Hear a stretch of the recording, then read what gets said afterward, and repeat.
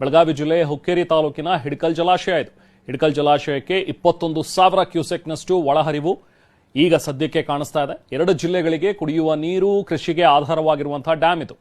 ಬೆಳಗಾವಿ ಹಾಗೂ ಬಾಗಲಕೋಟೆ ಜಿಲ್ಲೆಯ ರೈತರಲ್ಲಿ ಒಂದು ಕಡೆ ಸಂತಸ ಅಂತೂ ಮನೆ ಮಾಡಿದೆ. ಬಟ್ ಇದು ಇನ್ನೂ ಜಾಸ್ತಿ ಆದರೆ ಮತ್ತೆ ಮುಂದೆ ಏನಾದರೂ ಸಮಸ್ಯೆಗಳುಂಟಾಗಬಹುದು ಅನ್ನುವಂಥ ಒಂದು ಆತಂಕ ಕೂಡ ಹಾಗೆ ಇದೆ. ನಮ್ಮ ಪ್ರತಿನಿಧಿ ಸಹದೇವ್ ಮಾನೆ ಅಲ್ಲಿಂದ ಒಂದು ಪ್ರತ್ಯಕ್ಷ ವರದಿ ನೀಡಿದರೆ, ಬನ್ನಿ ನೋಡೋಣ.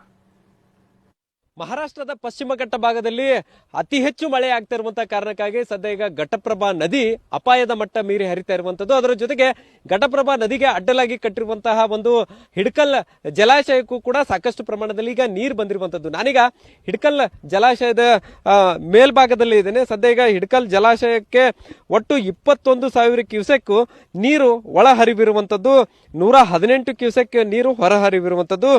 ಈ 51 TMC ಸಾಮರ್ಥ್ಯದ ಈ ಒಂದು ಜಲಾಶಯಕ್ಕೆ ಈಗಾಗಲೇ 19 TMC ನೀರು ಸಂಗ್ರಹ ಆಗಿರುವಂತದ್ದು.